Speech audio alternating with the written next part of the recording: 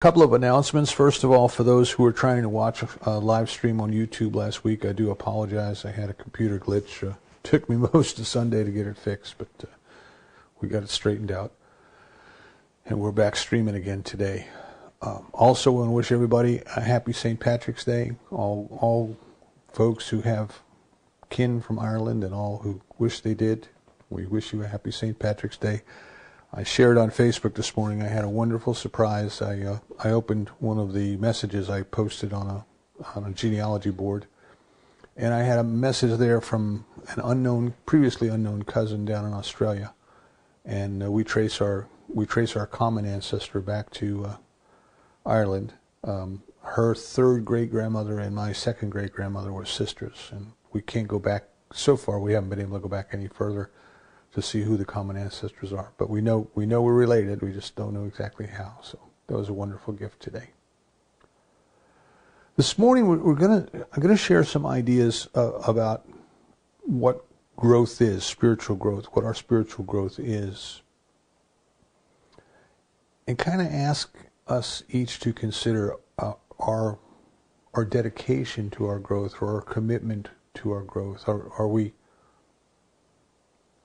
Are we giving it as much attention as perhaps we ought? And we have to be ready to do this. We can kind of go up to it and then back away, and up to it and back away, and that's a lot of our spiritual growth is like that. We get close to it, and something happens. We get frightened or something, and we step back. But there comes a time when we have to fully commit to it, when we have to fully dedicate ourselves to it.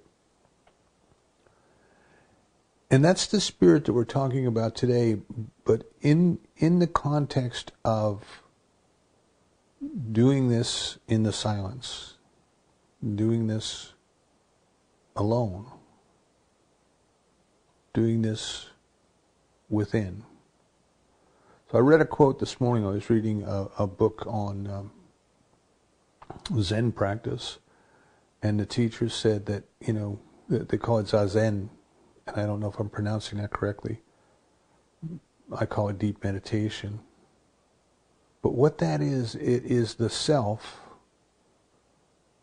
working on the self by itself. In the Old Testament, we were told, be still and know. Be still and know.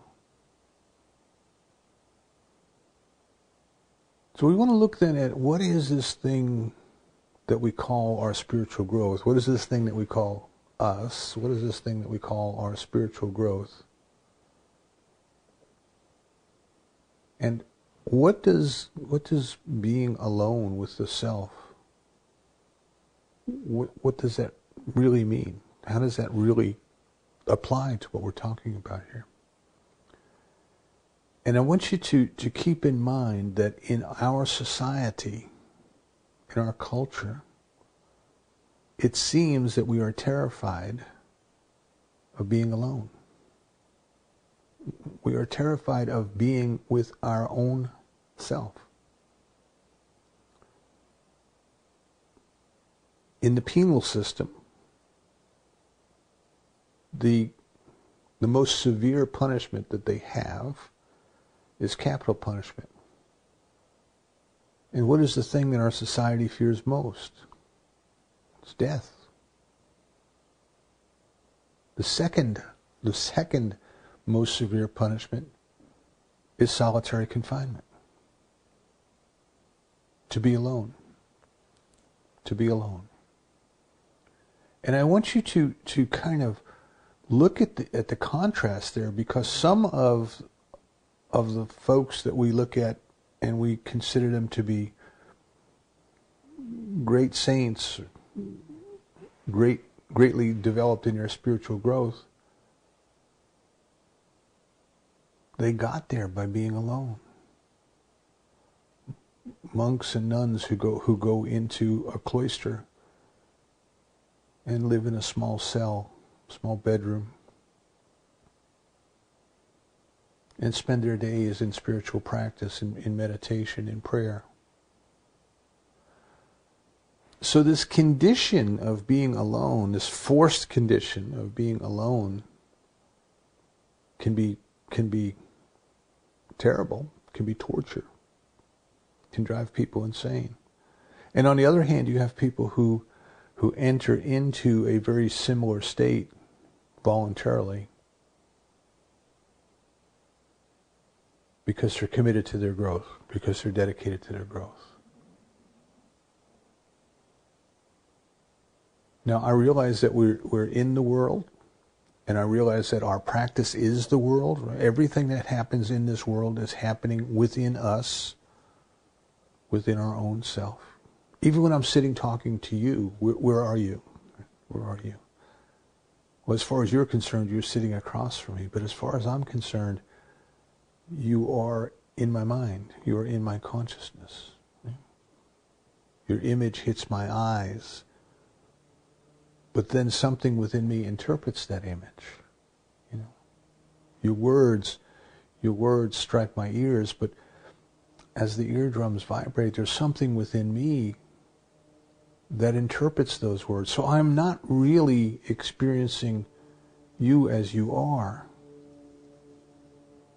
I am experiencing you within my own self, within my own self. So that's why I say the whole world is existing within us. We have to understand that the whole world is existing within us. So our life is our practice is our life. Why do we choose to see some things this way and other things that? Why do we label? And what happens if we don't? You can see in our world today, you can see as we exist today that there are numerous distractions that we have that we might say are for the purpose of never letting us be alone. Never letting us be alone. You know, you go to the gym and there's a guy comes in and he's got a radio, a waterproof radio that he hangs on the shower, and he turns that radio on and he's blasting music all through the shower, which is, you know, of course, there's great acoustics in there. That's, I think, doo-wop music started in the tiles in the subways in New York. Same thing with the shower. The music just kind of resonates. But even in the shower, you know, our mind is going, our music is going. Every second of the day, something's going on. Every second of the day, we're engaged in our thought. We get in the car and we either turn on the radio, or nowadays you hook up your smartphone by Bluetooth to your car speakers and you listen to something, your favorite music or an inspirational tape or something, but you're not alone. You're not alone with your thoughts. And it's as if we have a great aversion to that, and we need to get over that to grow. So that's kind of the setup for what we're talking about today. So we want to think, first of all, this is something that we can only do for our own self. And the only place that we can do it is within our own self. There's no fairy godmother who's going to come and wave the magic wand and tap us on the top of the head and say, you know, you're enlightened. It doesn't work that way. So we'll talk just a little bit about how we got there, and then we'll talk a little bit about our commitment to change the way that our life, or life in general, has been going. So we come into this world, each and every one of us, we come into this world naked and poor. And we leave this world the same way, naked and poor. That is, we bring nothing with us, we take nothing with us when we go. And then what happens in between? You see, what happens in between? Joel Goldsmith wrote a very interesting book called The Parentheses in Eternity. And these two bookmarks on our lives, you know, birth and death, they're just like a parenthesis in eternity. Eternity is, it just is. And yet we come in and we're born, and we live, and we die. What are we doing? What are we doing in between those parentheses? Is there a purpose to it? Is there something that we could or should or ought to be doing? Who's going to do it? How do we do it? All those kind of questions. So we come into this world as infants, and as infants we are totally dependent upon others to live.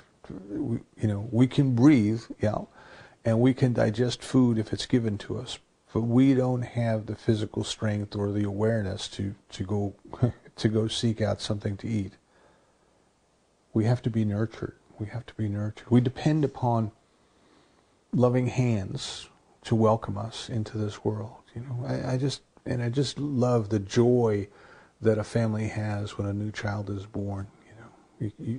Pictures on Facebook, and it's a miracle. It's wonderful. And everybody's happy. I don't know if they'll let you do it anymore, but in the old days you could go and look through the glass at the nursery and the hospitals, and you could see all the newborn babies.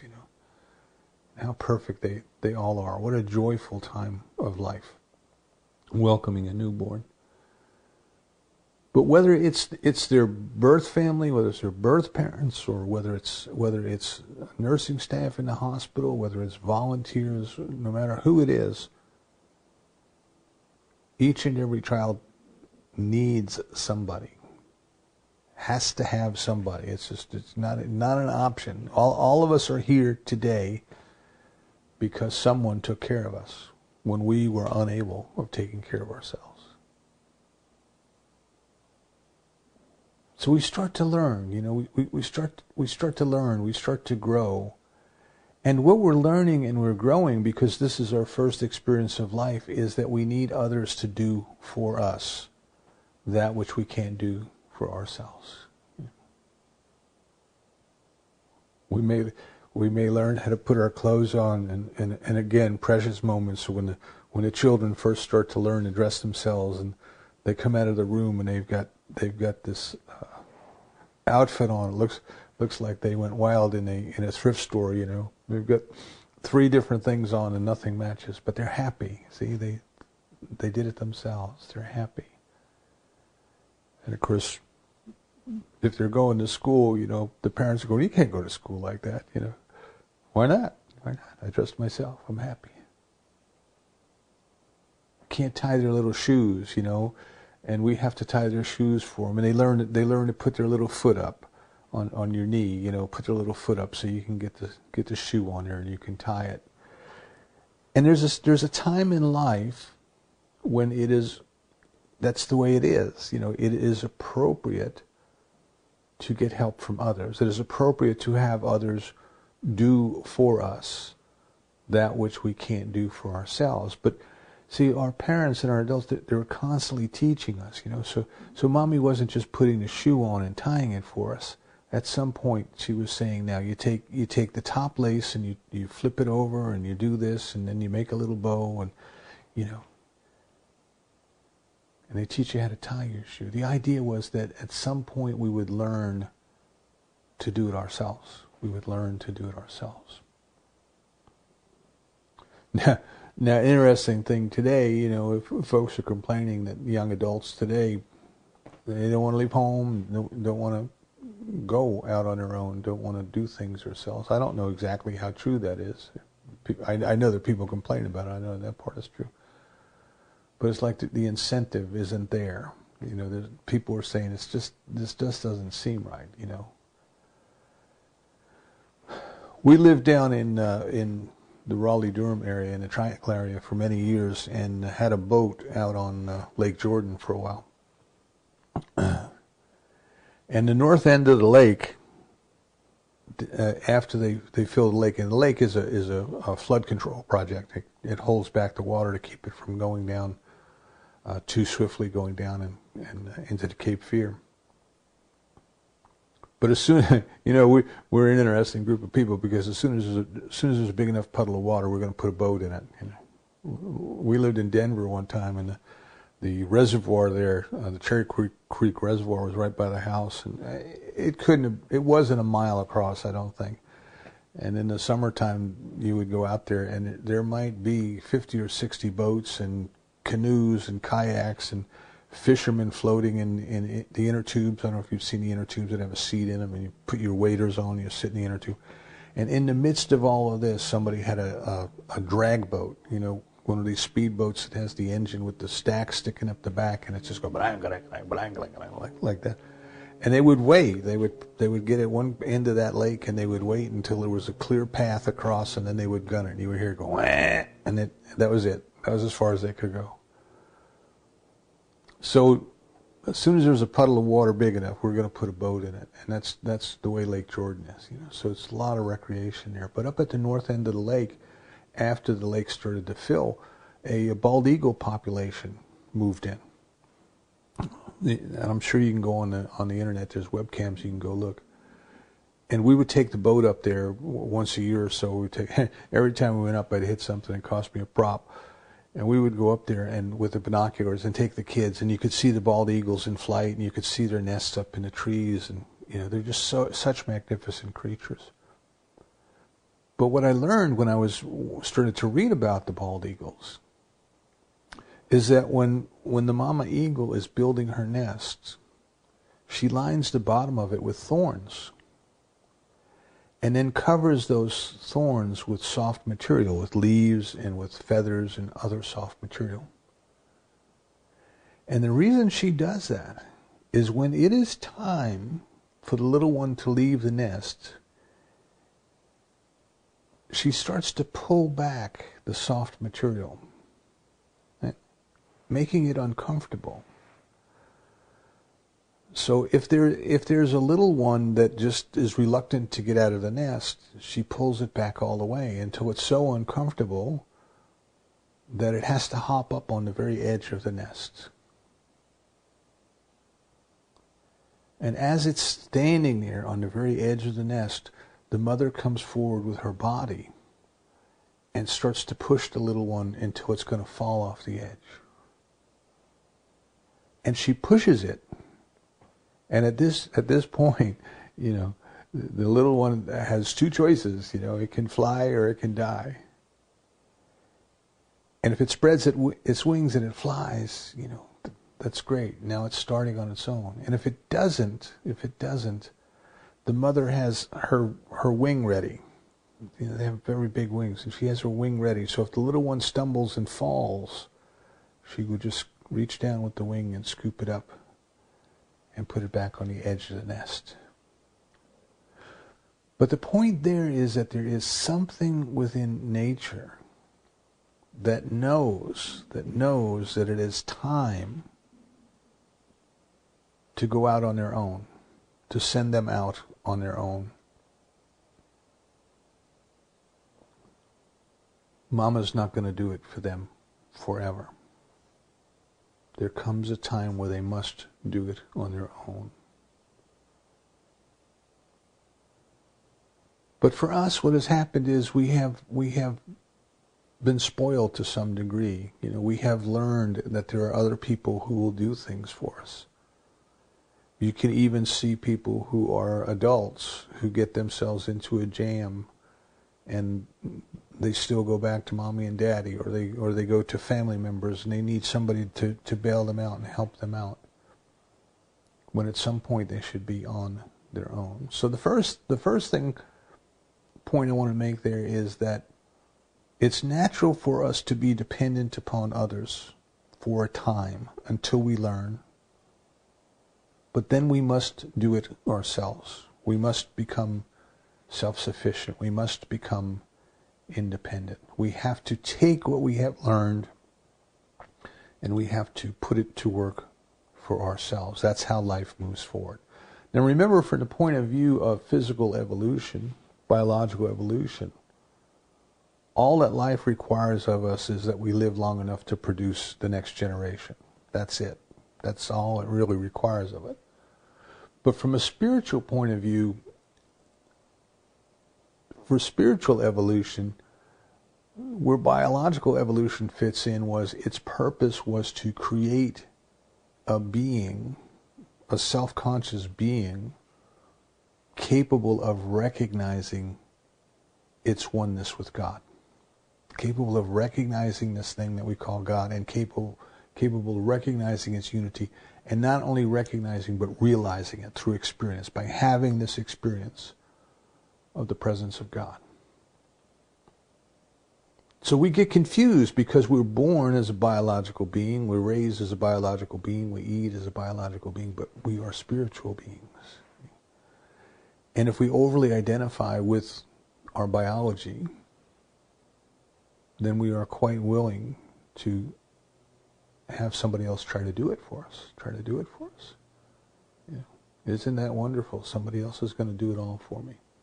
Now, having said that, if you look at from the point of view of creature comforts, from the point of view of sentient beings, doesn't even have to be a human being, the primary motivations are pain and pleasure, or as the Buddhists would say, grasping and aversion. We try to find something that's good and grasp onto it and hold it, and we find those thorns in the bottom of the nest and we try to get away from them. And those, as we are developing, those are the primary motivators in our lives.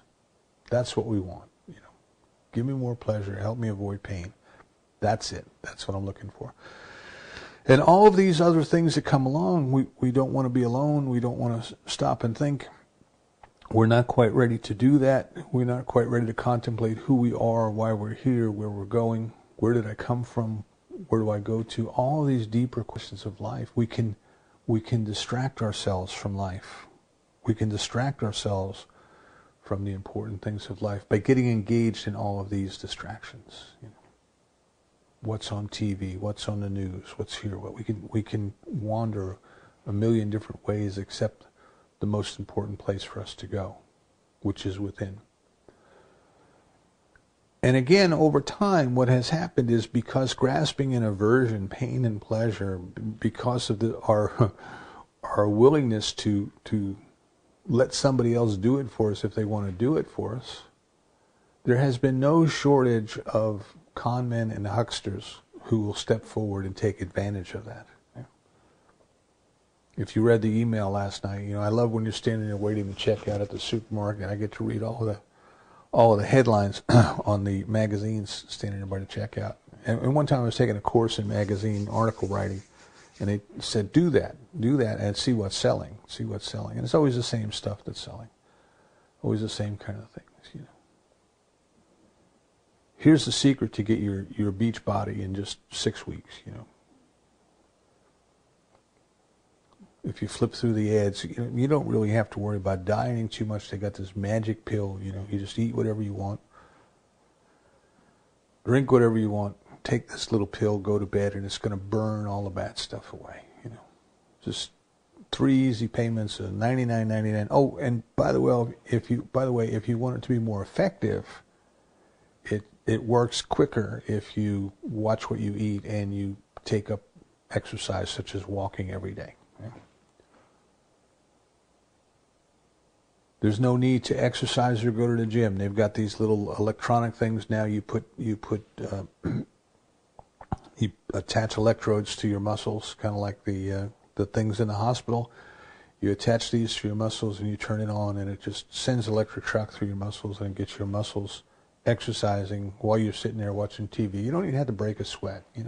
All of these different things which are basically taking advantage of or exist because of our innate desire to somehow let somebody else do it for us. Somebody else is going to do it for us. And this happened as religions developed as well. Now it's obvious that nobody's going to be able to give you that pill that's going to make you lose weight, eat anything you want, and sitting there with this little electronic device attached to your muscles, maybe it'll give you some benefit, but it's not going to give you as much benefit as just getting out and exercising. And the same thing happened in religion, in the development of religion. And I'm talking about level 1 religion. I'm talking about the orthodox or dogmatic religions. But this idea arose that there are people within the society, a priestly class, an elite class, that somehow had a better connection to God than everybody else did. Everybody else is busy, you know, they're all working and doing all the things they have to do. But this priestly class, somehow they had a better connection to God. And all people had to do was come to them and give them their money, their tithes. And this priestly class would somehow intervene with God. And then all of this would be taken care of. Everything would be taken care of, because then when you die, when that closing parenthesis comes, well, you're guaranteed a beautiful life in the hereafter, because somebody else did it for you. Somebody else did it for you. Now, I'm not putting all religions down. I'm not saying that's true of all religions. I'm saying that is in our stages of growth as human beings, that is typically our first experience. You know, we do what you're told to do, contribute as you're told to contribute, and everything else will be taken care of. There was back in the early days after, I guess in the early centuries of the modern era, there was this great schism in the early Christian church of the Gnostics and of the Orthodox leaders. And the Gnostics were saying, it's not enough just to take somebody else's word for it. You have to go in yourself. You have to find out for yourself what is real, what is true, what is good. You can't just take somebody else's word for it. And the leaders pushed back and said, "Oh no, that's dangerous. You can't do that, because you don't know if what you're hearing, the way you're interpreting things, you don't know if it's true or not, and you could be following bad advice from the devil and get yourself in trouble. So the best thing to do is do whatever it is that we tell you to do, and then when you stand in judgment before God, if God says, 'Why did you do that?' you say, 'Well, we told you to do that, and you'll be okay.'" This is true. If you press me for it, I can go find the citations. I think it was Origen was the bishop that wrote that. It was he wrote eight works against the heresy of Gnosticism. So this idea is nothing new. This idea has been going on forever, and it's not just within the early Christian church. It's within every form of organized thought. That at some point people start to say, "Wait a second, you can't do this for me. You can point the way. You can teach me some things along the way. You can give me some tools to use along the way. But you can't do it for me. You can't do for me what God has created me to do for myself," which is to know, and this comes straight out of the Baltimore Catechism I learned as a kid, right? To know God, to love God, and to be happy with God in eternity. Right? That's what we were taught as children, and it's still true. Right? Why are we here? What is our purpose? Our purpose is to realize by experience, to realize the presence and the activity of the divine. Now the human way, the biological way, the human way is one of grasping and aversion. And they will tell you, or if you look at life, you don't have to, nobody's going to sit down and tell you this, but if you look at life, if you look at the way people behave, the purpose of life is to get more stuff. We got to get more stuff, and the purpose of life is not to suffer any consequences, any negative consequences. We want pleasure, we don't want pain. We want more stuff. We want bigger buildings. We want all of these other material things. And we have to recognize that you're not going to take any of that with you. You're not going to take any of that with you. There's nothing wrong in these material things. There's nothing wrong with that. I said that last week. But if it becomes a distraction, if you allow it to be a distraction in your life, if it's an overriding purpose in your life, if you don't get around to doing your spiritual growth because you're too busy accumulating stuff, then it's worth thinking about. It's worth thinking about your priorities. Where am I? Where am I in my priorities? What is the most important? What is the most important thing in this life? And does my behavior indicate that I really believe it is the most important thing in my life? So what tends to happen to us then is we start to grow, and we start to grow, and we go through this phase, and our first exposure to religions might very well be the kind that I described, a dogmatic religion that tells us, this is the way it is. Do things the way we tell you to do them. Don't listen to anybody else. They could be wrong. Don't listen to yourself. You could be wrong. And just kind of play it safe. Just kind of play it. Just go through life playing it safe. Because you really don't want to risk suffering for eternity. So it's the grasping and aversion. The grasping and aversion it appeals to. And it appeals to the idea that somebody else is going to do it for me. Somebody else is going to do it for me. At some point we begin to realize that that's not enough. That's not good enough. That we have to do it for ourselves. What separates this elite class from the rest of the people is an idea, is a thought. Everything that we experience is a thought. If we believe that somehow these people are closer to God than we are, then they shall be, because that's what we believe. But if we start to recognize then that this thing that we call God or the divine or perfect love, by whatever we choose to call it, it is all. It is all. It is more than all inclusive. It is all. So it can be no more present in one person than another. Now, one person can be more aware of the presence than another. But the presence itself cannot and does not withhold itself from one. It is right where we are. It is omnipresence. It is all presence. It is present as us. It is present through us. It is present through each and every other one, through each and every other thing, through all facets of life, through all facets of the universe.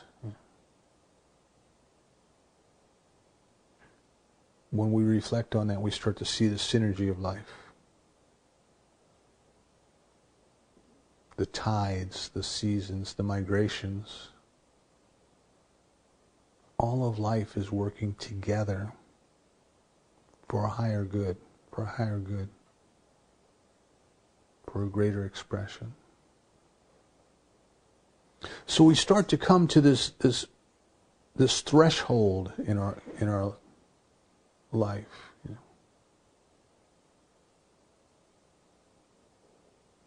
In filmmaking, they have what they call a threshold experience, where the main character moves literally through some type of a doorway from one scene to the next, from one setting to the next. So usually the film starts by creating for us a picture of what this person's normal world is. And then something happens and they cross the threshold and they go out into this realm of experience, the drama. Hero's journey, as Joseph Campbell would tell us, They go out through all of these different experiences. And then at the end of the film or at the end of the story, they come back across the threshold. And now they're back. They're back in the same place they were when they left, but they're not the same people they were when they left. So at some point in our spiritual growth, we come to that threshold that says, I appreciate those who taught me to tie my shoes. I appreciate those who taught me how to cut my meat. I appreciate those who taught me how to get dressed. I appreciate those who taught me that there's a loving God and taught me how to pray and taught me how to begin to experience that. But now I want it for myself. Now I recognize that what they taught me was only their ideas. And those ideas may have been perfectly true for them, but my truth may be a different truth. And now I must dedicate myself to the experience of the self. So we probably need to talk about the word self just a little bit. in terms of where we're going with our spiritual growth. So in psychology, when we talk about the self, we're kind of talking about the ego and this. The way I describe it is a collection of ideas about who we are and the way things ought to be. And it's just an idea. It's just a thought, just a collection of thoughts. Who you think you are and how you think the way the world ought to be, your worldview, is nothing more than a thought. Nothing more. The world is not like that. The world is as you think it is. We must understand that we are reacting to our thoughts, our own thoughts, our own ideas. And all of those can be changed. All of those can be released and let go and changed. Some of them are correct, some of them are incorrect. But we can't be attached to any of them. We can't be attached to any of them. So now I crossed that threshold. Now I don't know what scene, what dramatic scene. If you were directing the movie of your life, and you want to create that threshold moment in the movie of your life, where you have established the world, your normal world that you grew up in, but now you're stepping out into that adventure. What would that be for you? When would that be for you? Can you get that visualization? Can you see that?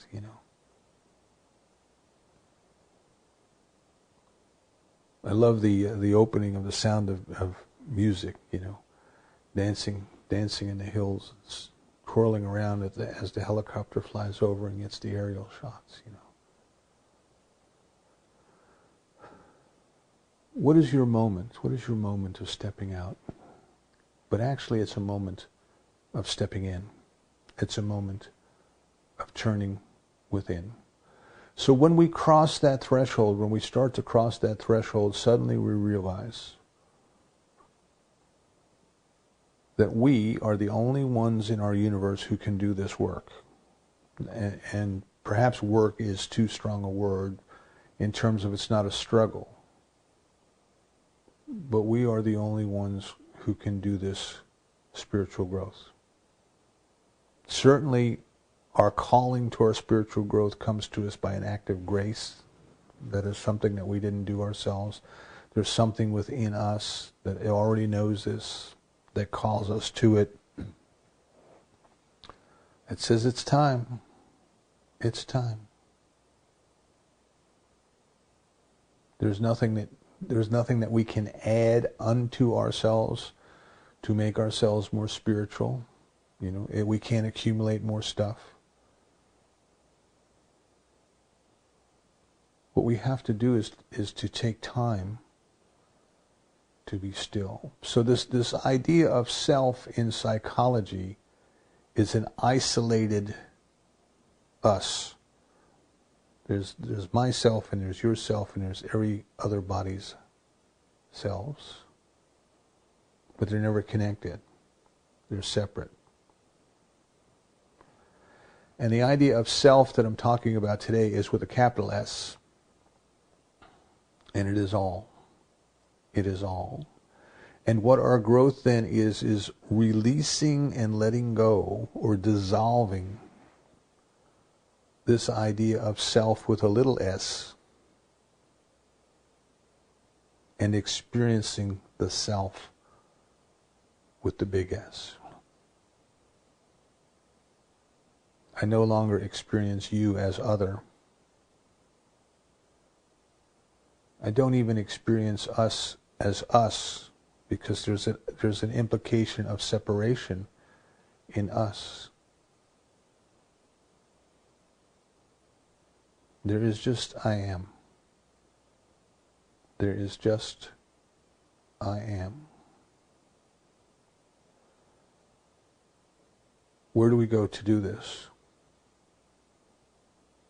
Out there? In the distractions of the world? bopping to the shower in the radio, which I always thought that dancing in the shower was a bad thing, but I digress. Getting caught up, our time and energy, into accumulating stuff, into doing things. We're going within. Going within. So we must make this time to be still. And the best way that I can describe it is, again, I love to use movies as an example just because they kind of work for me, but you have to find what works for you. But you have the movie. You go to the movies in the old days. We would go to the movies, and they actually had a projector in the back with a light, and a film strip ran in front of the projector, and the light projected onto the screen.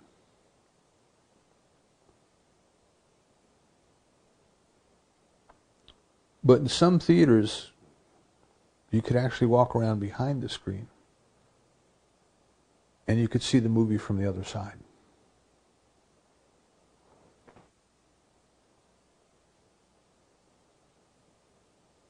So I invite you to consider then that the self with a big S that we're talking about is to be experienced on the other side of the screen, where all of the activities of our monkey mind are projected. So we close our eyes to be still. We close our eyes to meditate, whatever way works for us. We close our eyes with no intention. It's important that I mention it. You don't want to sit in your meditation and say, now I'm going to meditate today and I'm going to experience this or that, or today is the day that I achieve enlightenment. All of that is self-defeating. I'm just going to sit and be still. I'm just going to sit and be still. And when we start to do that, the flashes, the ideas of monkey mind, they just keep jumping in front of us. It's almost like they're taunting us with these ideas. My favorite one was, do you have enough gas to get home? And if you're going to stop for gas to get home, do you need to buy eggs and milk and bread while you're there? And if you're thinking about eggs and milk, maybe you should just go to the super. And before I know it, I'm not meditating, I'm grocery shopping. I've projected into a future that does not exist, but it exists in my mind. Persistence, discipline, bring ourselves back. Count our breaths. Be still. And over time what happens is that these images that dance across the screen of our monkey mind, they have less and less ability to distract us. They're there, we see them, they're not so important anymore. And then eventually we can move through them to the other side of the screen with the monkey mind at our back. We don't have to turn and look at that picture anymore. And then we can just be still. Be still and know. Experience the oneness. Experience the I amness. Experience the isness. This is spiritual growth. This is our spiritual growth.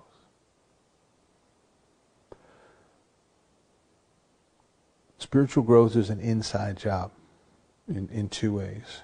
Number one, we're the only one that can do it. And number two, we do it inside. We do it inside. Not out there in the exterior. Not out there in the world. But in here. In here. Now we may do our meditation and then go out into the world and do our good works. I'm not saying we don't do that. But the most important step is going within. Is going within. So I invite you today to consider how much time, how much attention, how much commitment, how much dedication do we have to our growth? And are we walking that talk? Are we spending enough time? Are we consistent in our practice? Are we moving into that stage of our lives where life itself is our practice? Mindfulness every moment. Experiencing the presence every moment. So I don't know your answer. You may be doing tremendous work. You may be doing no work. I don't know. It's not about me knowing. Where do you want to be at this stage in your life? Where do you want to be with your spiritual growth? And are you doing the things that you need to do? So it starts with an idea. It starts with a commitment. And then our action follows. And then our growth. And then our growth. Wherever you are is okay. Wherever you are is fine. Just contemplate where you want to be. And make your plan to get there. Set aside time. Remove some of the distractions from your life. That's what it basically comes down to. Remove some of the distractions from your life. And find that sacred place that exists only within you. Only. That's the only place you'll find it. Let go of the little self, the little s self. Become one with the big S, self.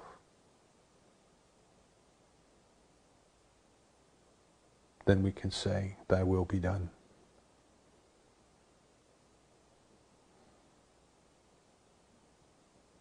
I only exist